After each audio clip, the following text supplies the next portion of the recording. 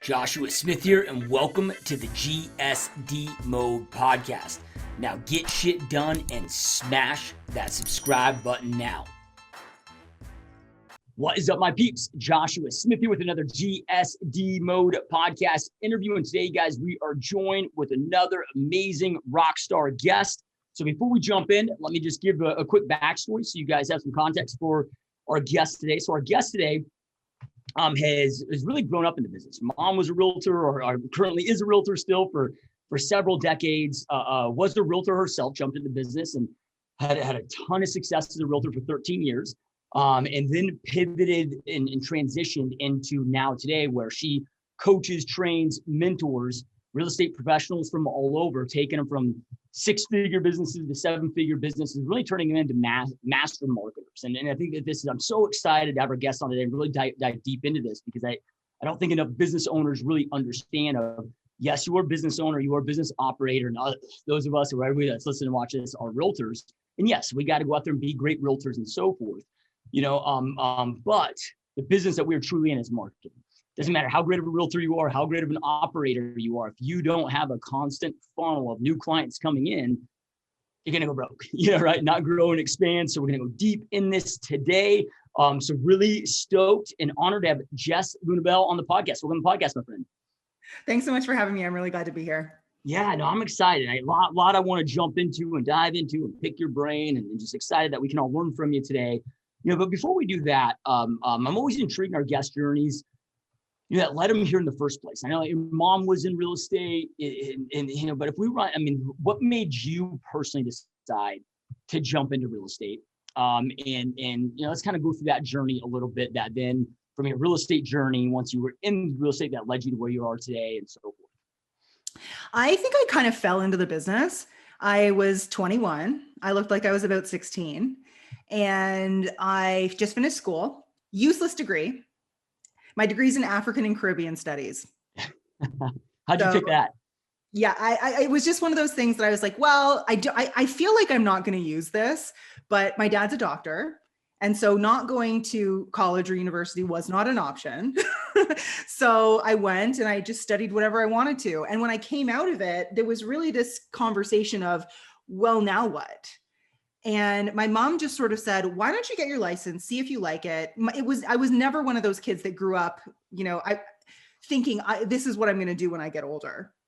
My mom, I loved having a mom that was a realtor. She had great balance. She had a great business. She was at every swim meet, every rowing regatta. Like, she was at everything, which I appreciated. And I think even as a kid who had a mom who was a realtor, I still kind of glamorized the business a little bit without really truly understanding what it took. So I get my license, I did a couple of deals, and I remember thinking, well, I'm making more money doing this than I think that I could probably do anywhere else that I'm qualified to work. So, okay, cool. I'll stick it out and I'll see how I go. So I stayed in real estate for 13 years. The first 5 years or so, I'm in Toronto, price points are relatively high here. So I was a happy, solid six-figure agent. And it wasn't that hard to be. And then about 8 years before I transitioned out of real estate, I made a decision of, if I'm going to do this, I have to do it well. And I really had a mindset shift, just exactly like you said earlier. I had this mindset shift of, I need to stop looking at myself as just an agent. I don't sell real estate. I need to start looking at myself as a marketer and as a business owner. And that was a fundamental shift. And when I dove in and I started really bringing and looking at marketing and what was working in other industries and trying to bring them into real estate and figure out what was going to work here, testing things, trialing things, that's when my business really exploded. And when, early on, when I was in my early 20s, I was going to all the training and everyone was telling me, you got to door knock. You got to cold call. You got to do flyers and mailers and like all these things. And I'm 21 and shy, like super introvert. And I look so young. And I remember thinking, there's no way I'm going to run my business this way. And I door knocked, I think, twice. And I got chased down someone's driveway And I thought, no, this is not for me. So there was this brand new thing called Facebook. And I started prospecting on Facebook. So I mean, my business right from the very beginning has been online based. Even back in a time when most people's weren't there, back then there was no classifieds. I mean, there was no marketplace. There was just classifieds. And so I just started building relationships in the classified section. I would offer value. I would have conversations with people. I would friend people. I would, even back then, like I wasn't a great content creator, but I was still like, I kind of understood what people needed. And I think that I was lucky because I'd grown up in the industry. I had a deeper understanding than I think most people do first coming into real estate. But those relationships all turned into business. And then referrals came from that business. And the business sort of spiraled upwards from there until I really like decided that marketing was going to be my thing. Yeah, I love that. So then I'm curious, what was it that clicked when you decided to make that decision to kind of go pro in marketing, if you will, like from like truly committing and knowing that was going to take you to the next level? Because it sounds like you mentioned that you were a comfortable 6-figure agent. Yeah. And I mean, a lot of times when things are good becomes worse than greatness, and a lot of people don't make those pivots and transitions until like they're in a painful moment, like they're in trouble, and like there's no other option, right? So like, was it I don't know, a book that you read, or I mean, what was that like light bulb moment, that aha moment where it really registered of like, holy crap, like this is going to be a game changer and I need to fully commit to this? You couldn't be more like nail on the head there, because I was working for a builder and it was a couple months before I was getting married. And I got fired for getting engaged. So I got engaged to my husband, and the builder, I was surrounded by women. I was young, and, and I think that he didn't like the idea that I was getting married. So I got fired. And I had walked away from a lot of my resale business to take that opportunity because I wanted to learn the builder business. I wanted to learn the back end of pre-construction. And I learned a tremendous amount while I was working with him. But then I got fired really, really quickly. So there was this like stark point of, oh my gosh, we still owe $60,000 for our wedding. And all of my income just disappeared. What are we going to do? And I was the primary breadwinner at the time. And, what are we going to do? And so my husband, at the time was running another business. He was running a clothing business. But he is also like, he's brilliant. He has a marketing brain. And so we sort of came together, and I started looking around at the agents who were really killing it and what they were doing differently. And it was all marketing.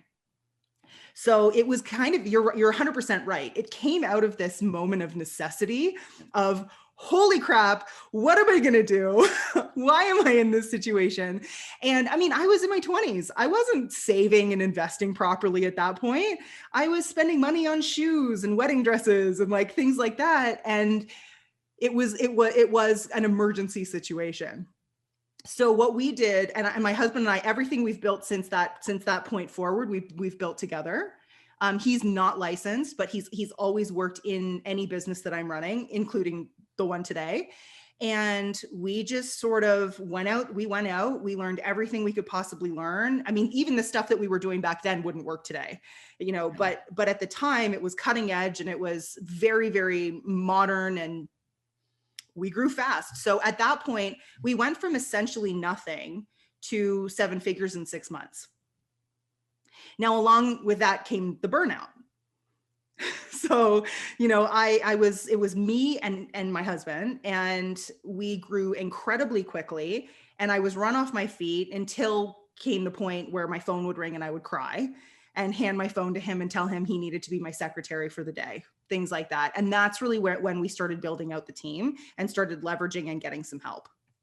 Yeah, that's great. Yep, love it. So then, yeah, I mean, because it makes sense too of all right, so you talked about door knocking, like you did it for a blip and realized that, okay, hey, like outbound chasing isn't for you. It was never for me. Like it's, and then the builder, right. That's, inbound coming in. Inbound. And hopefully anybody that's watching and listening to this doesn't take offense to it. Because I don't mean it in this way, but the realities in the business world is that amateurs chase, professionals attract. 100%. Right now, I have friends, like great friends in this business that are savages on the phone, and they're professionals on the phone. Right. But what I mean by that is professional business owner. Like you don't see Apple having an outbound call center team. Right? Inbound is so effective and so important, and it allows you to scale, and you're not trading time for money and so forth. So with that being said, then because I know that you mentioned now, okay, what you started doing and work back then doesn't work today, and because things are so different, so it might make sense to really just focus on what's working today, right? For sure. And so forth. But when it comes to marketing, when you see agents that because obviously they have to want to do it, right? For those that have that light bulb moment where it's like, okay, hey, I need to do this. I can't, I don't want to just keep grinding, cold calling, door knocking, doing open houses all week, or whatever it may be, right? Looking to grow and scale through marketing. So those that want to do it, they're sold on the idea, but I still see so many struggle with it, right? There's a science to it that I don't think, right? It's like, all right, you got, the tactic or the method, but it really comes down to that strategy, component. And let's first maybe hit on the biggest mistakes that you see realtors making that go on this marketing journey that leads to them going broke, right? Whatever that may be, and not having results. So there's a couple of things. One of the first, I think, biggest mistakes that agents make is they outsource before they understand it.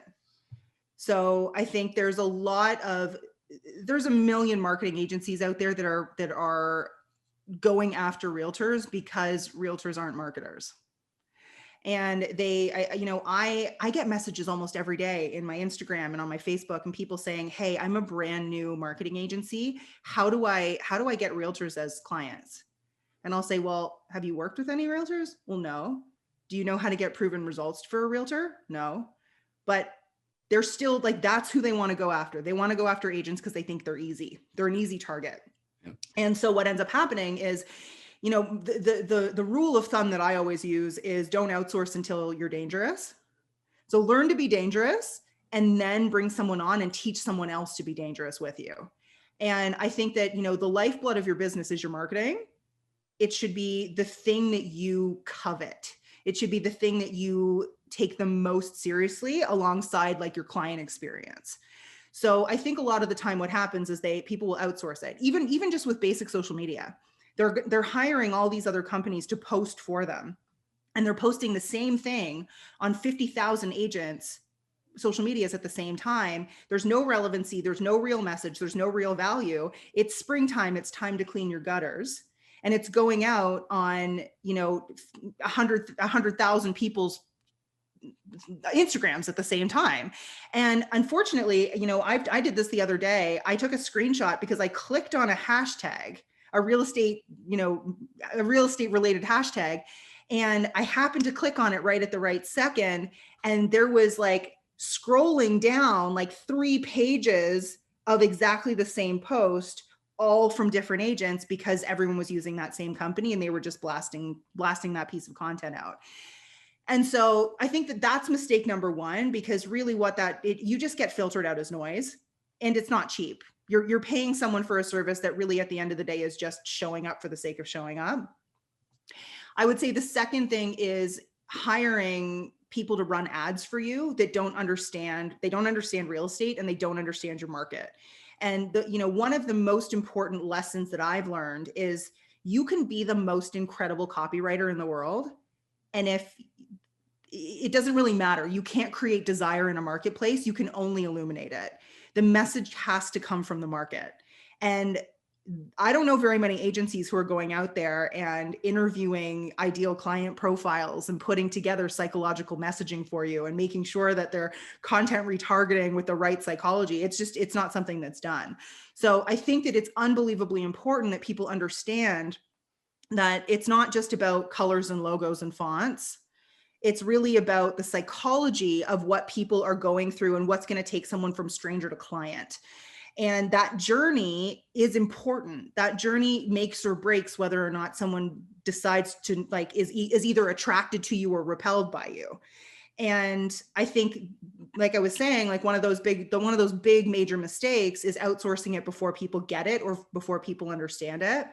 I would say another mistake would be just making assumptions, trying something once, like boosting a Facebook post and then making the assumption that Facebook ads don't work, right? Facebook ads work. There's a reason why like Nike and, Apple and Tesla, like everyone's running them because they work. It's just the way that you're doing it may not work. And there's 100 different ways to use a Facebook ads manager. And a lot of the time people are using the very basics. They're going on YouTube and they're saying, hey, how do I boost a post?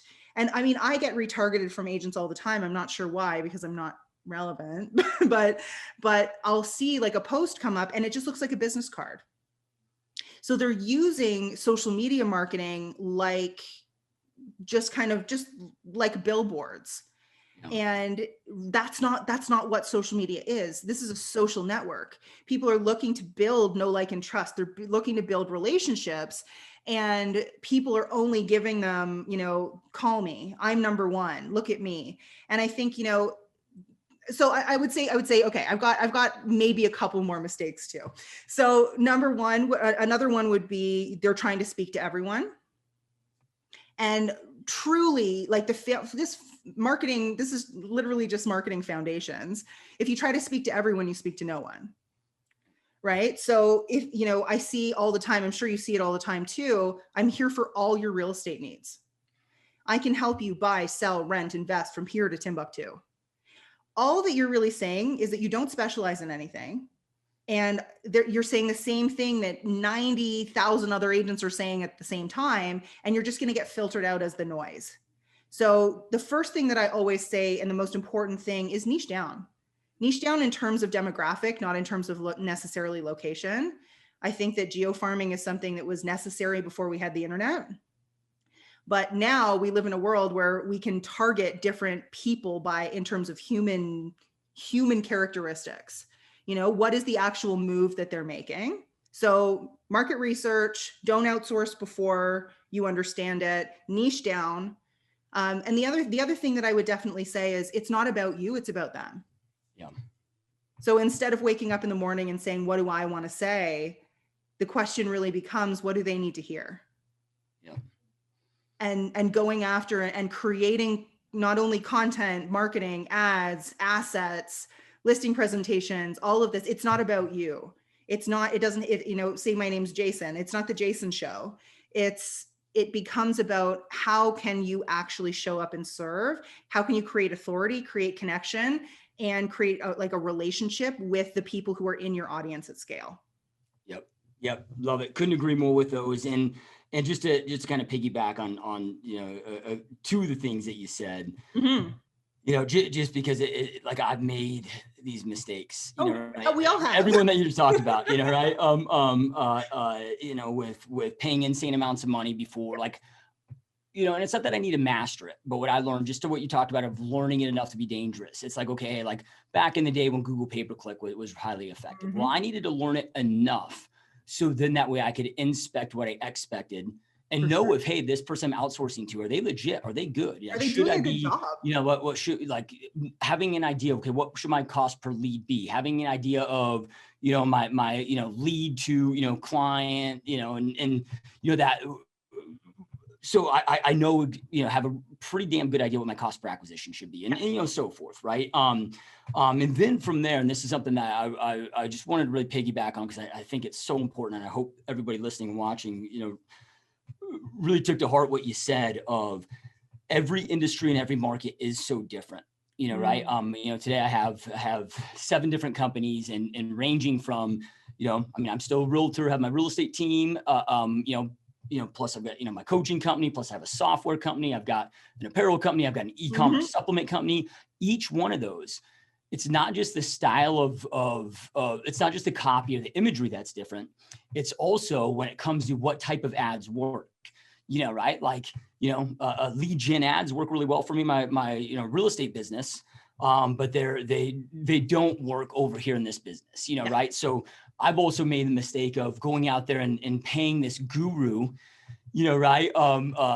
Maybe they're making $30 million a year selling their own products through this thing, but I'm learning from somebody that they're a guru in the e-commerce space. I'm trying to learn from them to be able to learn, Facebook or marketing for my real estate business. And totally different. Like, again, I've probably exhausted $100,000 of wasted money on courses and conferences and coaches to learn that lesson, right? So you really got to niche down and learn from those that are having success in your space at a high level, right? So, and I just wanted to kind of piggyback on those, because I want any of our listeners to make those, same pain points that it sounds like you and I did, right? So 100%. And honestly, there's a million more mistakes. Yeah.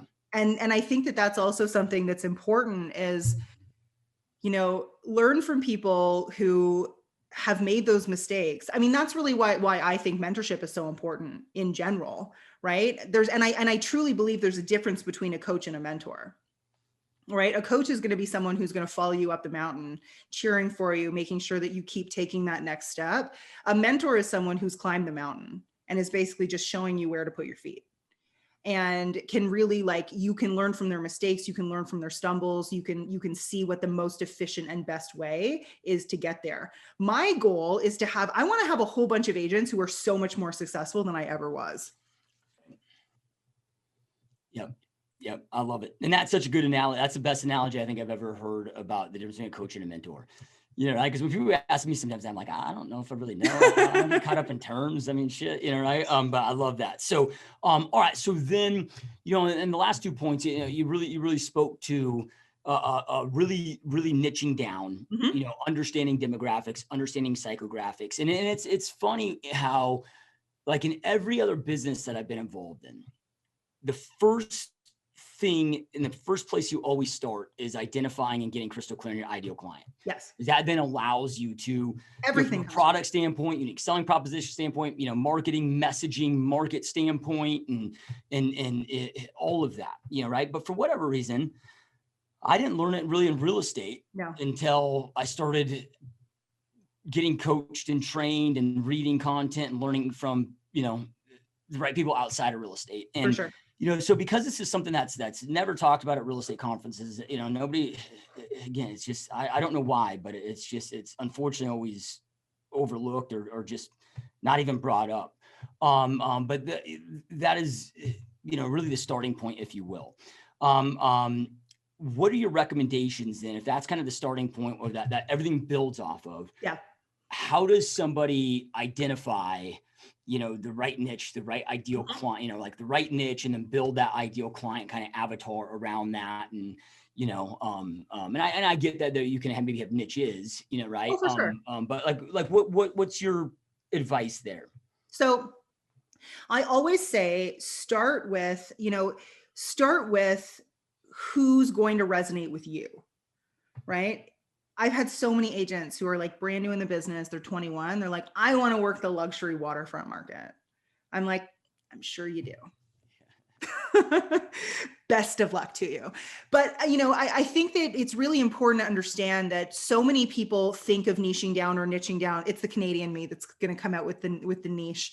And, so many agents are thinking, I want to work in condos or detached or waterfront or luxury or, things like that. And the way that I teach niching down is more in terms of like, what is that life transition that person's making? How is that person how does that person identify themselves, right? A lot of people don't necessarily identify as luxury.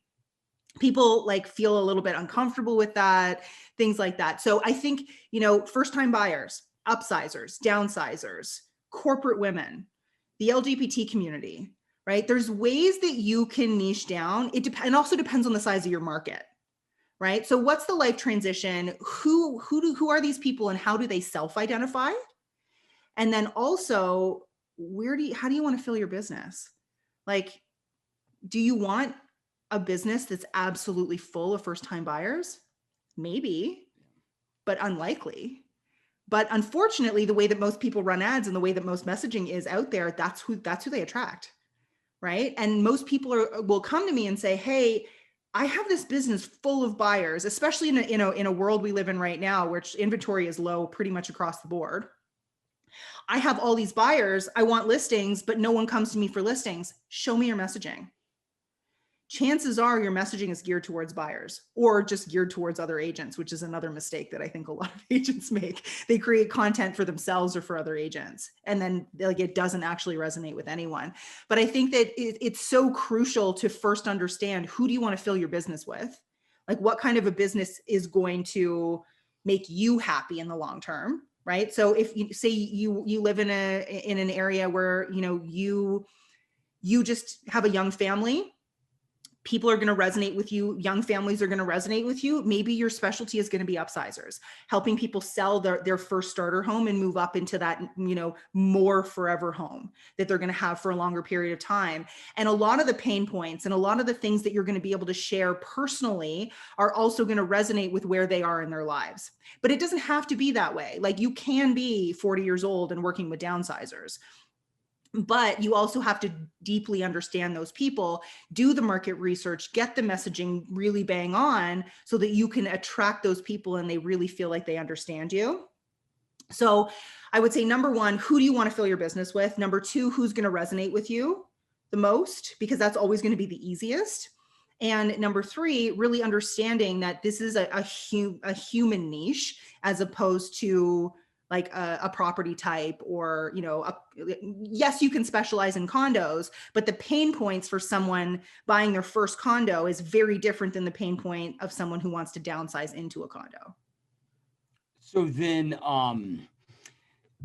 yeah, and I mean, I couldn't agree more. I love it. Like, my ideal client, at least for our traditional business, you know, right? Because then, there's, market, I don't want to say market crashes always, but, right, there was times where that transition pivot and shift to REO, short sales, right?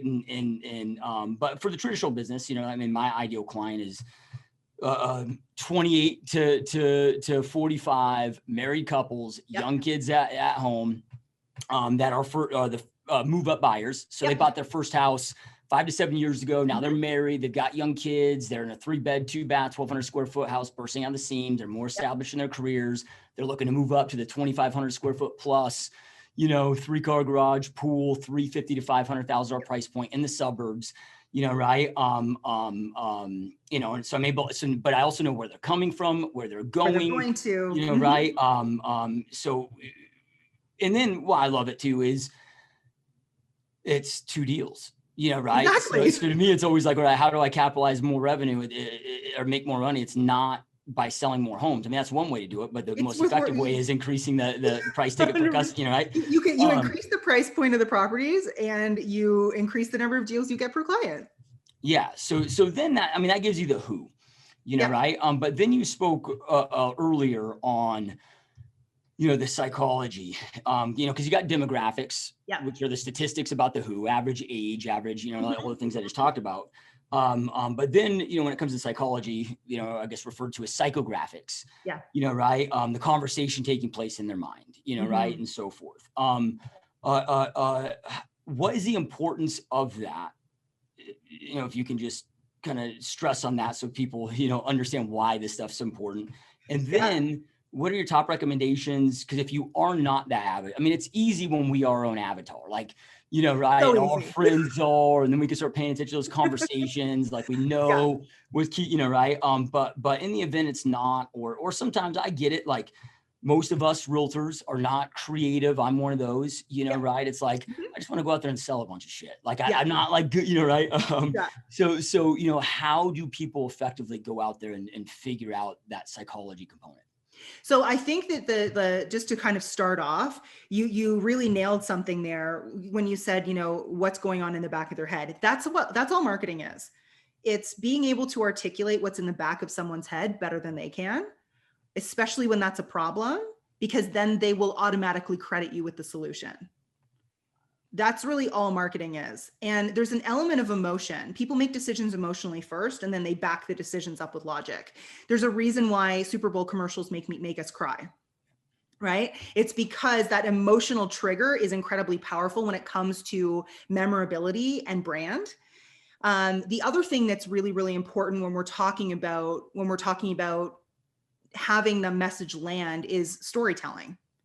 And that's super important. Stories are 22 times more memorable than facts. There's a reason why, I don't know what people's background in religion is, but there's a reason why the Bible is full of stories.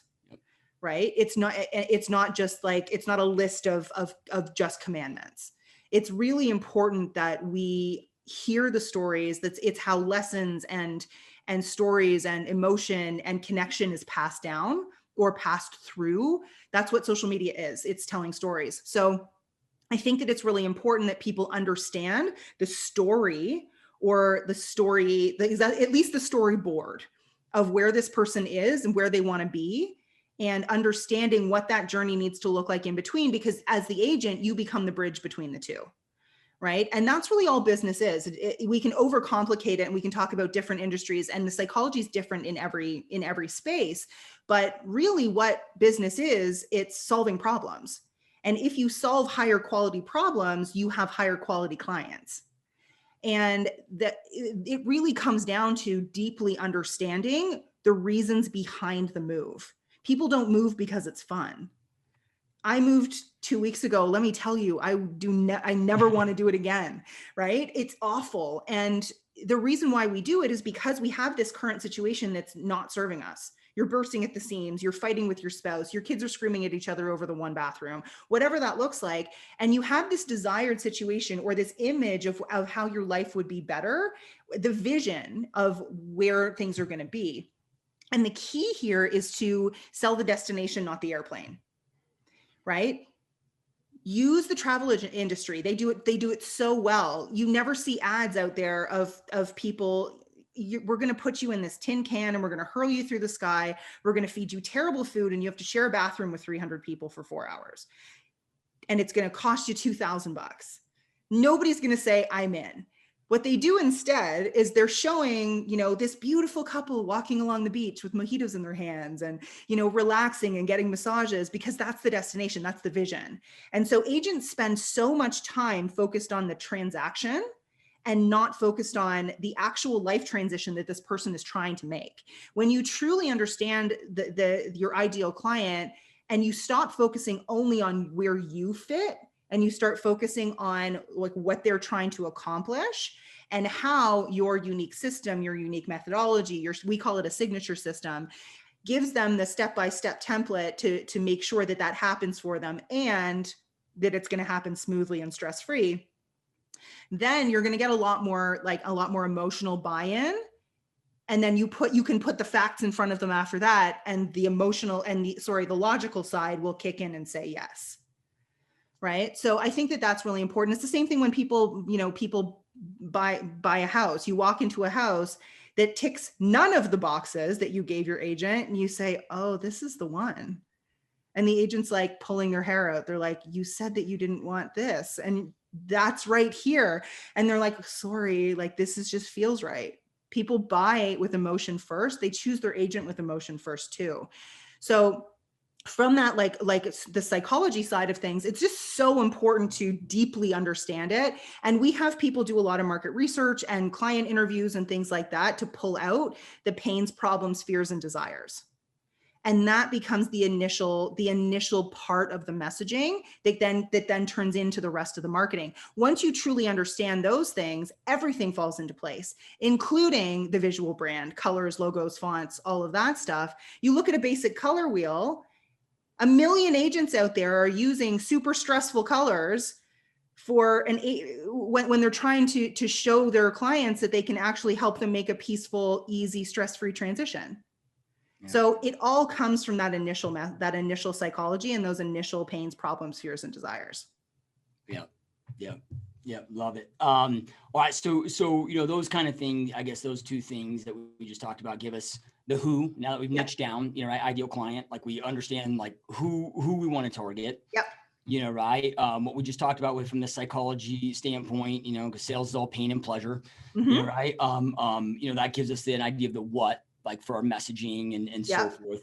Then when it comes to, the where, because I look at this always as like a who, what, where, how, right? So when it comes to the where, is it, because I see so many people just automatically going and start doing Facebook ads. Well, it's like, I don't know if you've ever read Perry Marshall's 80-20 rule. Yep. But in there, and this is kind of a exaggerated, crazy analogy, but I love it just because it hits the point home. But he's like, all right, if I was selling Bibles, I would go to the place where people congregate that read those Bibles, right? And I wouldn't go to strip clubs and try to sell the Bibles at the strip clubs, right? Like, but this is what, like, a lot of people aren't targeting them where their eyeballs are, where they show up, where they congregate. So, but I don't know, does that apply in your opinion with social media and so forth of, because it seems like everybody's on there, but like, I mean, what's the importance of that? And I guess, how do people figure out that component? So the way that I always describe it is you need the right message in front of the right person at the right time on the right platform. And just what you just asked me is the right platform part. I prefer Instagram to Facebook. It's where I like to spend my time. My ideal client is a 6-figure agent wanting to go to 7 figures. They're actually still spending more time on Facebook. So guess what? I have to spend more time on Facebook, right? And I think that it's so important that people understand that there's Facebook, Instagram, LinkedIn, TikTok, Clubhouse. There's a million different options in terms of social platforms. And then you have all the Google side of things. So what I actually really love to do is, from an initial audience creation standpoint, pick the top 2 social platforms from an organic standpoint that your ideal clients live on. Where do they spend their time? And then you can run some front-end lead gen ads in those locations. You can be in there organically, but make sure that your retargeting is open. Make sure that you're going where they go. So many people try to micro-target and try to narrow it down too far when it comes to retargeting. If you can do like little things like, do I want to necessarily be retargeting someone when they're when they're opening their phone accidentally while they're driving and I'm wasting that? No. So you can do something like make sure that they're connected to Wi-Fi, something simple like that. But I think that people try to use the targeting as an excuse not to get their messaging right. So if your messaging is right and you're on the right platform and your retargeting is open, you are going to find those people, and those people are going to read what you put in front of them if your content is correct for them and is relevant. So the messaging becomes so much more important than, yes, the platform matters, but it actually matters. It matters more where those people are spending their time. So where do they live online? If you're wanting to work with seniors, chances are Facebook or Instagram is probably not going to be your friend. You're going to have to go something a little bit more manual, or you target the kids. Yeah. You create messaging and you go after the kids that are going to be involved in that downsize, right? So there's always a way to do it and to use a platform, I guess, more effectively or more efficiently. But the question that you have to ask yourself is, what do they need? And if you want, I can even go through the 3 major buckets of content that we like to use from a psychology standpoint. But it's really important to make sure that you're not just looking at where do you want to spend your time. It's where does this ideal client live online? Yeah. I guess a different way of putting it that I think, might be just an easy way and hopefully a good way for everybody to be able to grasp and understand this. So, really prior to social media, I know I'm dating myself here, my long career, I guess, in this business, but, I got in the space before we didn't even have smartphones yet, right? I got a pager. There was, right? So I used to do, I'm like $60,000 a month on average on radio and TV. Right. So, but when I was on TV, my commercials were not showing up on the Cartoon Network, right? Because that's not my ideal client. Like I made sure, okay, what are my ideal clients' demographic? Like, what does that look like? Yeah. Like, okay, when I was doing radio, it was talk radio with Rush Limbaugh, Sean Hannity, right? TV was really kind of news related or primetime shows times on a local level where I could advertise on a local level, but that my ideal clients from the demographics. Then from there, so got to make sure you're sure. So if we look at now today, those channels, if you will, Cartoon Network or is it Fox or is it USA? That would be like the different social media platforms. 100%. Yeah, right. And then from there, right now, so now I know what channels to go on. Then what I say in that video then is based on what's important. I mean, the psychographics, if you will, that messaging component. Exactly. No, that's actually a fantastic way of describing it, or as an example. People will say to me all the time, should I be creating a lot of stuff on TikTok?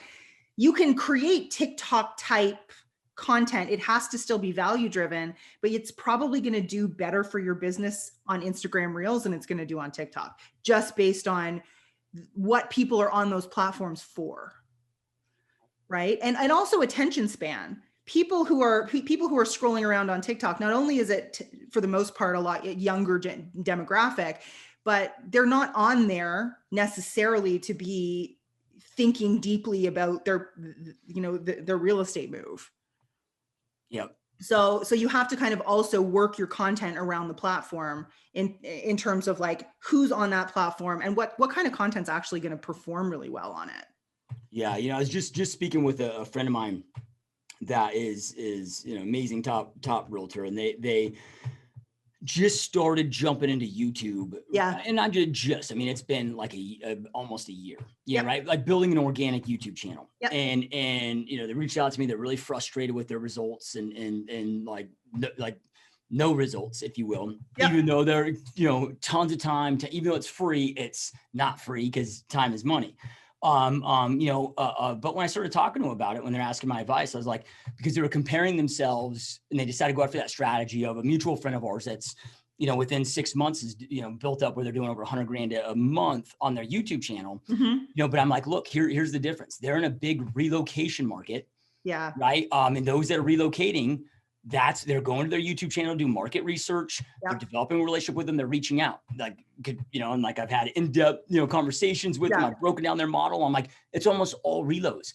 You are in a market where there's like 0 reloads, right? So that would then be, again, an example of potentially the wrong platform to put all that energy and attention into.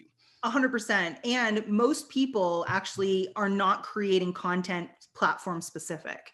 So they're taking YouTube videos and putting them on Facebook, or they're doing even the craziest part. They're taking a YouTube video that they're posting and sharing it and using the YouTube link on Facebook.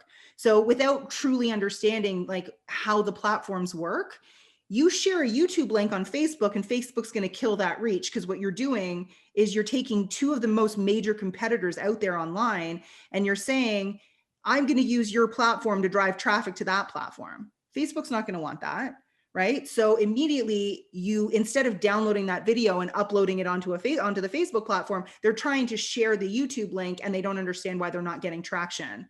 And again, it comes down to truly understanding and being an expert. Like, that's why I always say, pick 2.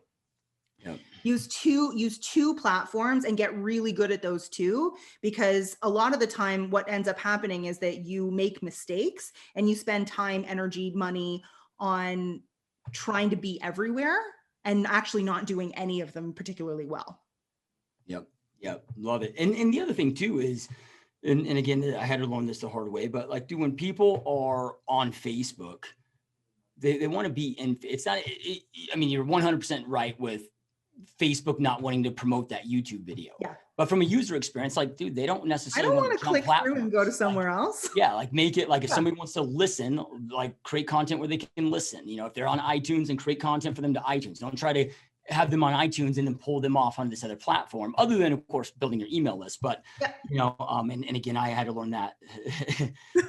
Sometimes I'm a slow learner myself, and I got to go through some pain to really get the lessons. So then you talked about, I think you mentioned something about the 3 different types of content, or the 3. Can you elaborate on that? Yeah. So to simplify it, we use 9 different types of content to take someone from stranger to client. But if we wanted to really simplify it, I would break it down into 3 major buckets. You have authority value content, you have personal content, and you have social proof. Now, to start with the authority value content, this is going to be things like authority, answering questions, what are the things that your ideal clients don't know that you need to teach them, that you need to show them, that you need to illuminate them to? What are those things? What are the common questions that you get? Just answer those questions, but answer them in a way that you're giving full educational answers online, and you're sharing your knowledge. Your process or your signature system, describing it step by step, having people understand why you do what you do at that time. Those are going to be things that are going to be really valuable. Myth busting works really well as well. Like, what are some common real estate myths in certain markets, like the truth behind open houses?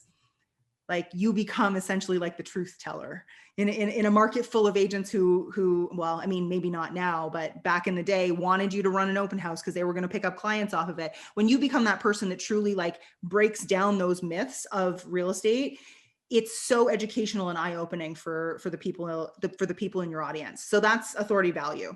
Personal content is things like personal beliefs, personal philosophy, personal story. This becomes the know-like part of the know, like, and trust. And people will work with people who they feel connected to. This is where the emotion comes in again as well. And talking a little bit about, I think, vulnerability, and not forced vulnerability.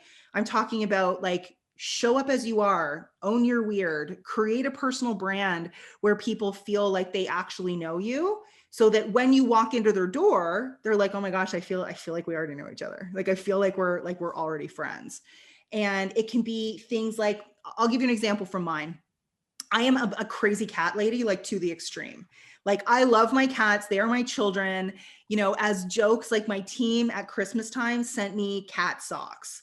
And all over these socks are pictures of like different cats, like doing different things. And they are my favorite socks.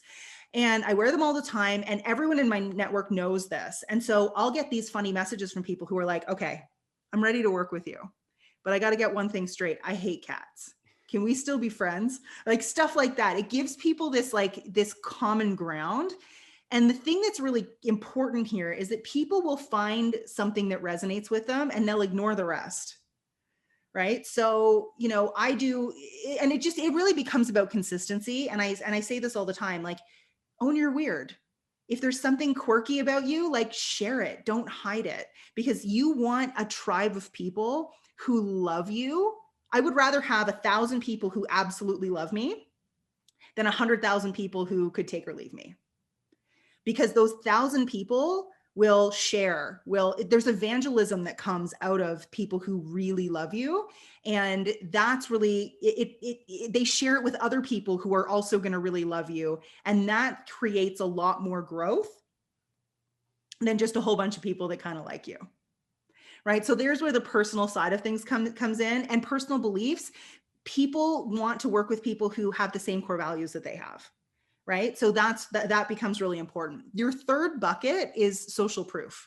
Now, I want to be super clear here. This is not just listed, just solds. This isn't just, I'm going to show people that I have business to get more business. What I really love about social proof is it gives you an opportunity to tell stories. So case studies, testimonials, and PR or media, right? And what I'm doing right now, this is PR, right? Get yourself on some local podcasts, talk to local reporters, like, get your name out there and associated with authority in the real estate space. And you can then use that, leverage it in ads, leverage it in your email campaigns, and people you will get new audience from that as well, which I think is so important. But to go to the case studies and testimonials, people will say, why would someone want to hear about like the story of another client that I worked with? HGTV is literally just an entire channel of case studies. The whole thing, right? Whether someone wants to live the Caribbean life, wants to flip or flop, whether, like, it doesn't matter. The entire channel, the entire network is a giant list of case studies. And we love it and we watch it because we're watching someone else who is where we are do something that, like, hey, maybe that's what I want to do. But with a case study, when it comes to your clients, it's even more powerful because you're saying, Liz and John, they were here when we first started working together. And someone else will say, well, that's where I am. And this is what this is what the journey looked like. And this is where they ended up. And you're telling this other person's story, but you're also explaining how you helped this person get to where they wanted to be. And then whoever's reading it will say, oh, well, that's where I am. That's where I want to be. I resonate with this. You can help me do that. There's this extra element of buy-in without being super self-promotional. It's telling a story, celebrating your clients, and the background of it is obviously you helped them do this and they couldn't do this without you. Yep. They're the hero, you're the guide, right? 100%. Yeah. So, is there, are there times where like you interweave these, or are these something that, you try to somehow have a piece of, I guess maybe not all content will apply to these, plugging in these, but, are these things that you are trying to somehow interweave into every piece of content that you create? Are these like three? No, they're separate. Total. Yeah, they're totally separate. So what I would say is like, try to every week post from each of the 3 buckets. Okay. So now are we talking posting, not paid ads here? So it's both. So posting organically and your nurture sequences. So I'm not talking front end lead gen ads. Don't tell a personal story and try to lead generate from it. It won't work. Right. But once someone's in your world, like once they're in an audience that you've created, then from there, you want to front load things with authority content. People don't care what you have to say if they don't think you know what you're talking about. So you front load it with authority content, information about your process, emails about, like more of the authority, more of the like case study stuff right up front, more pain problem stuff. And then you slowly add in things like personal beliefs, personal philosophy, personal story, because that's really how real relationships are built, right? You don't walk up to someone on the street and say, hey, like, and really this is, I think, an issue that most people in real estate have is they go for the close way too fast. Right? If somebody doesn't want to talk to you or doesn't answer the phone for the first 2 times that you call them, you think they're a dead lead, and that's why online leads suck, right? But the truth really is like it takes a lot more nurture, even for you as a buyer, right, of any product. I mean, I bought a frying pan online for my mom today, and I've been seeing their ads for, I don't know, 3 months. And my mom's birthday's next Friday. And she said, I think I want a really nice frying pan. I was like, I got the one. Yeah. Right. It worked on me and they've been retargeting me. And, I didn't have a need for it, but I just spent $270 on a frying pan. Right. And it's the same idea with real estate. People need to be eased into it. There's, 90% of leads that you're going to pull in on the front end aren't going to be ready for 3 months or 5 months or something, or somewhere along those lines. There's only a small percentage of that low hanging fruit that's actually going to be ready to do something now. So what we're really talking about is use retargeting, use your email campaigns, use your organic social media, and give people what they need in order for them to raise their hand and say, yes, okay, I'm ready.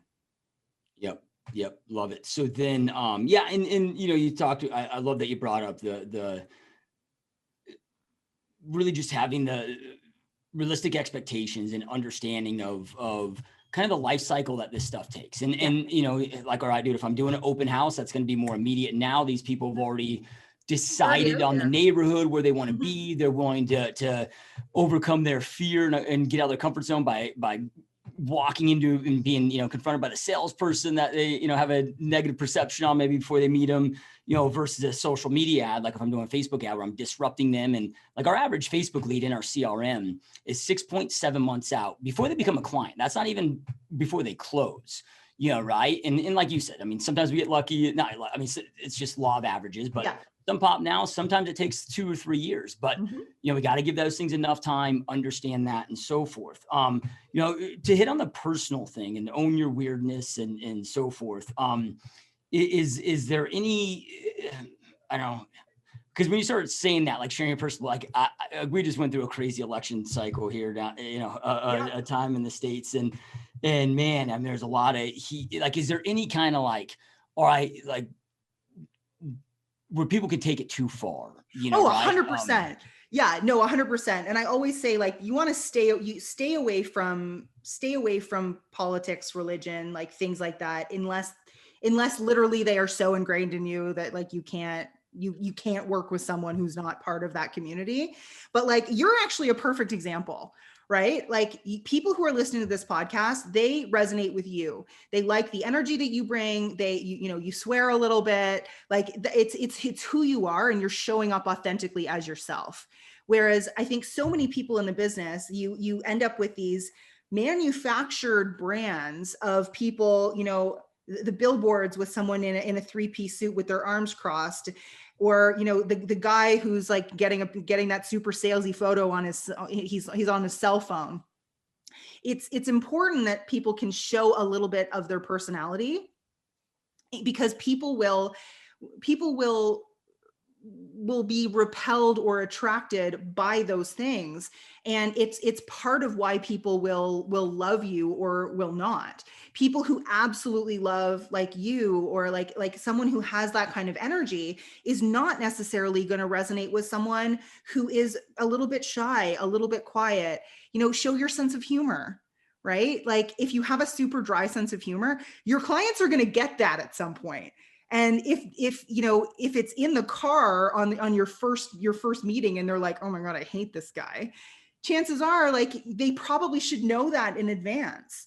And so when I say own your weird and like be authentically yourself, yes, there's 100% a limit and a boundary to that, but you want to take the most exciting, most magnetic parts of you and amplify them in your personal brand. That's how you create like a tribe. Yep, love it. So then, all right. So these are really okay on your posts that you're doing on your social media platforms. Also, sounds like these are what you're retargeting. Let's just say a lead generation ad, like where you're maybe doing reach ads, video view ads, where you're retargeting them with these messages. Yeah, what we like to do is like from the front end, like create like some sort of a lead gen ad that is more real estate based. But the messaging is going to bring in the type of niche or the type of demographic that you're wanting to work with. So even a property ad can work, like something like that. You bring them in and then you start retargeting them and you start building that relationship at scale. So they start seeing you a lot more, and they're getting really high value, high value content that's being put in front of them on a regular basis. Consistency and frequency builds trust, whether it's paid or whether it's not. And from an organic standpoint, the other thing that's really important is that people only move every 3 to 7 years. Most people on their Facebooks or Instagrams or whatever platform they're using organically, they're only giving people stuff that's going to be relevant to them every 3 to 7 years. So you end up with audience churn. You have to give these people a reason to follow you, to be invested in you, to know, like, and trust you the rest of the time, which is again where some of that personal content comes in, where some of that like personality comes in, because they're going to be more invested in you. I would say 90% of the people that we work with end up getting referrals from people in their audience that they've never worked with, but because that time hasn't come up for them yet. But their aunt, their uncle, their friend, they says, I'm thinking that we may need to move. And that person says, I've been following this woman online. You absolutely have to talk to her. She's amazing. Yep. Love it. Yeah. And this is, stuff to not just for leads, but sounds like, great stuff to be retargeting past clients, and, because it doesn't matter how great of an experience that we deliver them. If, we got to be in front of them. They're going to forget us, right? Yeah. So then, any maybe top tips or things to avoid when it comes to that front end, like lead gen ad, like you were talking about? Watch your cost per lead. I think that, sometimes people will say, oh, I've been trying to run this, seller-based front end lead gen ad, and I'm getting $30 clicks. Turn it off. Right? I think it's super important to think about and put yourself in the shoes of that ideal client. Where are they in their journey? What are they going to click on? What is going to be valuable for them? And really, when it comes to front end lead gen ads, I think it's so important to remember to give before you ask and serve before you sell.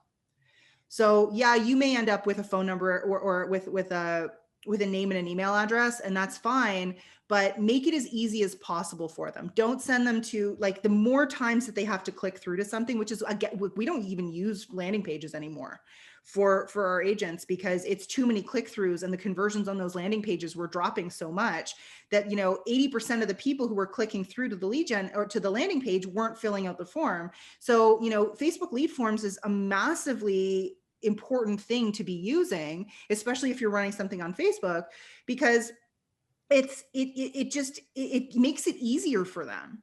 Every single time you make someone click through, every single field that you make someone fill out manually is going to drop your rate of conversion.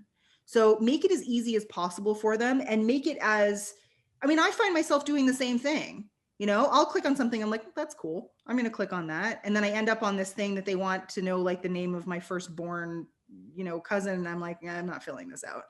And I think that that's also something that agents do a lot.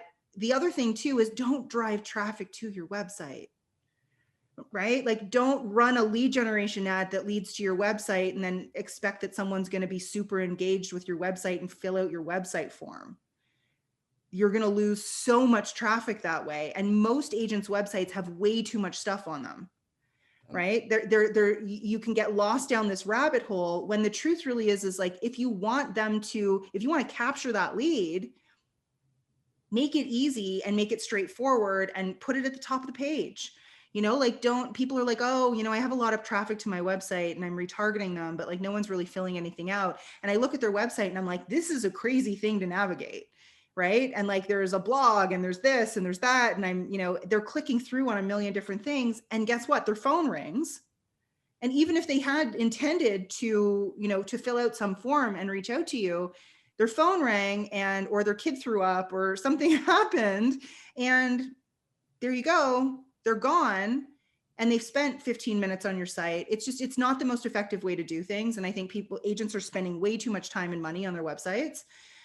You have to have a website. You have to have a web presence. It's important just for legitimacy. But when we're talking about actual lead gen, make it easy for them, collect the information, collect the email, and really nurture them. And if you want to send them to you want to send them to your website or a specific page on your website later down the road through an email, that's fine.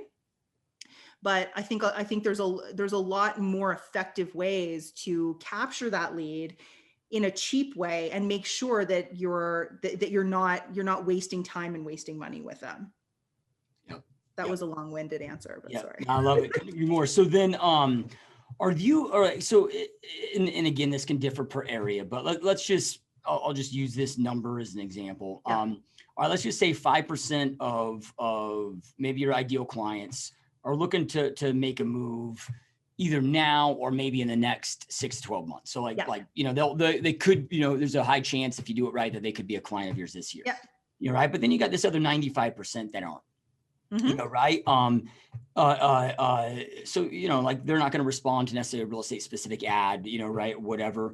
But are there other things, like when you really know your ideal client, right. Like, okay, I could create a free report. Like my ideal client, like they have young kids, right. Maybe it's a free report on, I don't know, the top signs that your child might be getting bullied or cyber bullied, like something that's so important to them, right? That then, has nothing to do with real estate, but it still gets them into the world, right? There'll be subtle, kind of branding with my real estate stuff on there slightly. And it doesn't need to be like in your face call to actions, but like doing things to get them in your world, develop a relationship with them. So then 2, 3, 5, 10 years down the road, when they think about buying and selling, like, boom, they already know me, like me, trust me, know what I do for like that. Like they're not going to Zillow. They're not going, are there other things that you guys do there or recommend there when it comes to that? It definitely depends on budgets, right? Because there's going to be the agent who has the budget to invest in the acquisition of someone and the nurture of someone who is going to buy in 5 years. But there's also the agent who is like, I need to bring people into my world who are going to buy in the next 6 months. Right? Like it really becomes about budget and focus. Like you can create an amazing, amazing checklists and tips and things like that, even just for home maintenance or or, something that's going to be relevant to their kids. Facebook groups are fantastic for this. Mom groups, dad groups, community groups, things like that, because you can organically stay in front of them on a regular basis without necessarily the cost of nurturing that person from paid traffic standpoint for 5 years. But the key really becomes, yes, you can do those things. You can create any kind of like magnet. Really, that's all it is at the front end is a lead magnet, right? Any kind of magnet that's going to be relevant to them. It just really becomes about budget and about how much you have to spend to nurture that person. And if you're nurturing someone who isn't going to buy for 5 years, your cost per acquisition over time is going to be a lot higher than someone who's going to buy in the next 6 months. Yep. 100%. So, I mean, all right. So you got all these leads coming in, you got this going on.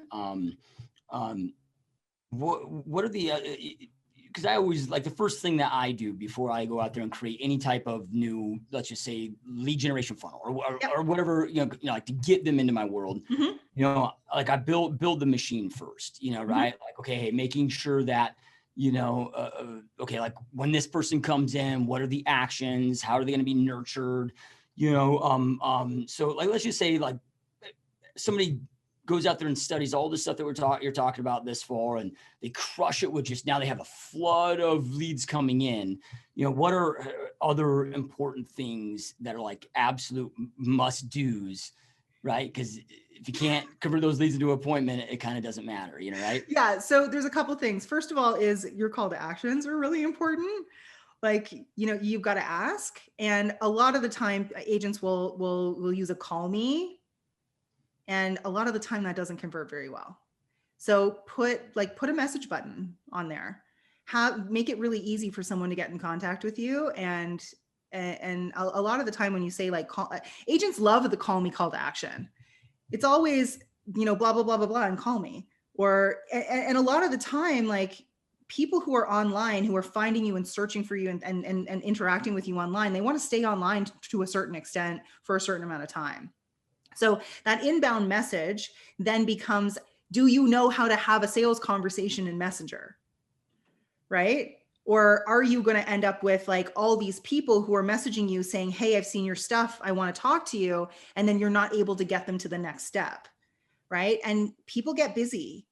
And these are not your mom or your cousin or your best friend. They're not going to respond to every message that they get. If you catch them at a bad time, they're not going to respond.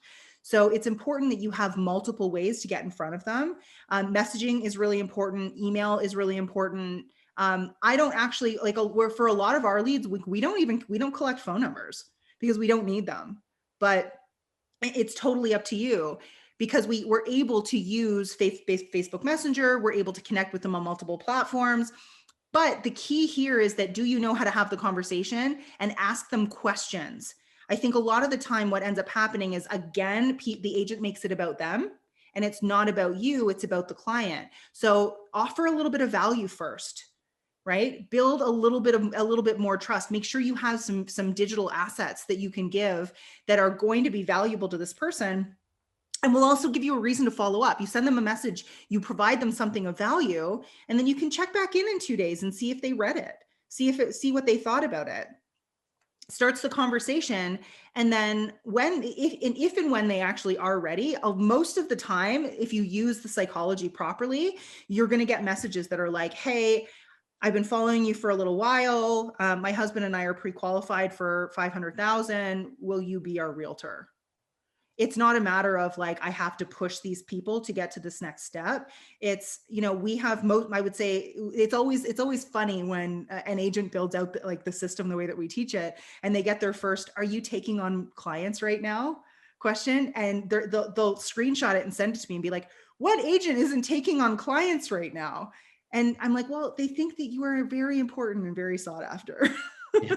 Right. So what you're doing is you're creating actually like an element of influence or celebrity, but instead of it being the kind of especially if your retargeting is done well, it's not the kind of celebrity like Brad Pitt celebrity. You don't want like this person is on a pedestal and like, I'm too scared to talk to them. you want the kind of celebrity where someone sees you in a coffee shop and they're like, oh my gosh, like, hi, I feel like I know you, like, how you doing today? And you can start up that conversation and you become like the mayor of a small town, that like everybody knows you, everybody talks to you, and you become this very approachable figure in the community. Yeah. Love it. Yeah. And we all have that person in our world to us, right? Like, meaning, that maybe we follow, right? That like doing all these things, right? That we follow, right? That, we know, we trust, we feel like we know them, right? Like, like Russell Brunson, man. Like I've heard, I've heard every story. Like, I feel like I know him. These feel kids, like you know him. Stories. I've never, I haven't like hung out with him, right? But if you did, it probably wouldn't feel weird. Yeah, I'd feel like we're long-term friends, right? Yeah. And then also, right, he doesn't come off as this, like, maybe this is bad, but like, I don't know, like a Tony Robbins, maybe that's a little bit more kind of in your face. That might be, I don't know, like some might not feel approachable, right? Sure. Like, agreed. That's a bad analogy. I don't. No, agreed. But like, there's a certain kind of that relationship that you feel like you're building. And this is exactly what I'm talking about. Instead of building your business one-to-one, which is what so many people are doing, you can build it one-to-many and still have people feel that connection to you, that intimacy to you, if you're using the right things and you're sharing the right things. And that's why the personal content becomes important.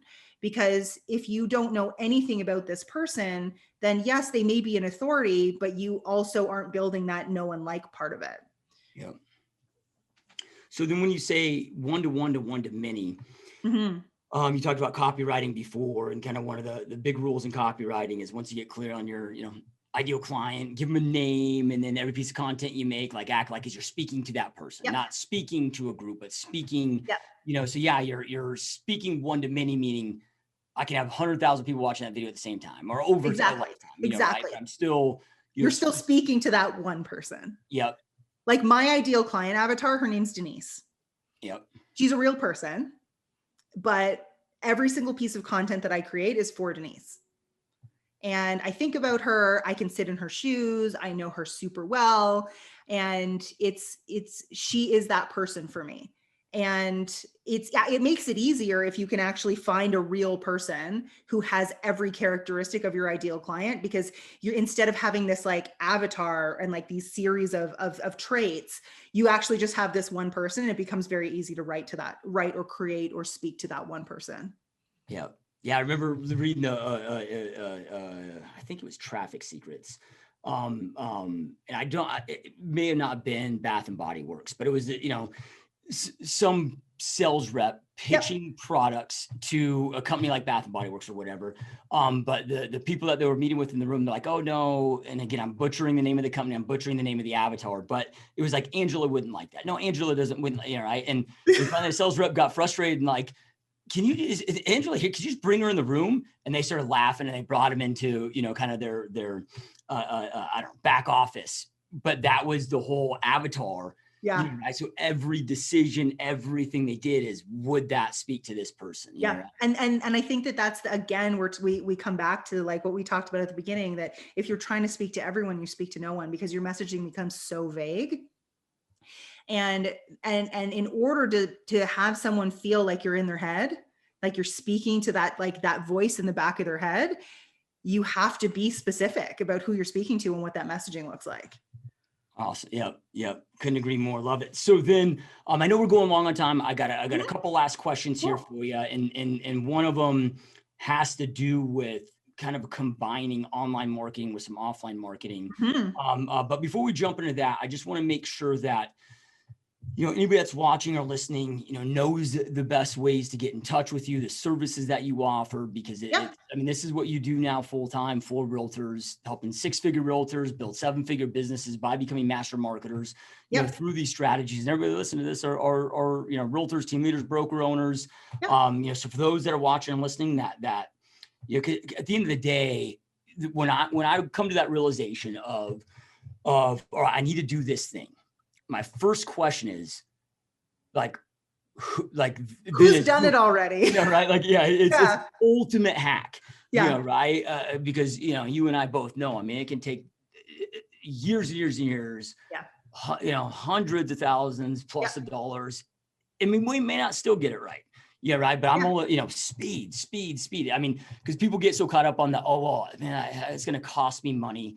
Right. With the cost of not investing in that, the right way from the right person will cost you so much more freaking money and time, right. And the lost business and that people don't think of and so forth. So, I'm such a huge fan and making sure that we're always being coached and learning and mentoring from the right person, and so forth. So with that being said, I mean, we're the best places. And then do you have kind of different levels of services? If somebody's like, dude, I don't want to necessarily learn this. Maybe I want it more of like, done, like, what does all that look like? Yeah. So we have 3 different levels of program. We have like a newer agent program that's called the Accelerated Agent.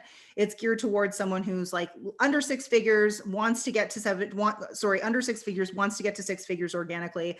We don't want them to spend a whole bunch of money on ads. We just want them to create the attraction marketing that they need in order to get to that next step. We have the Listings Lab, which is kind of our core offer. The Listings Lab is the 6 to 7 figures. We're going to teach you how to do all of this and also be in there with you.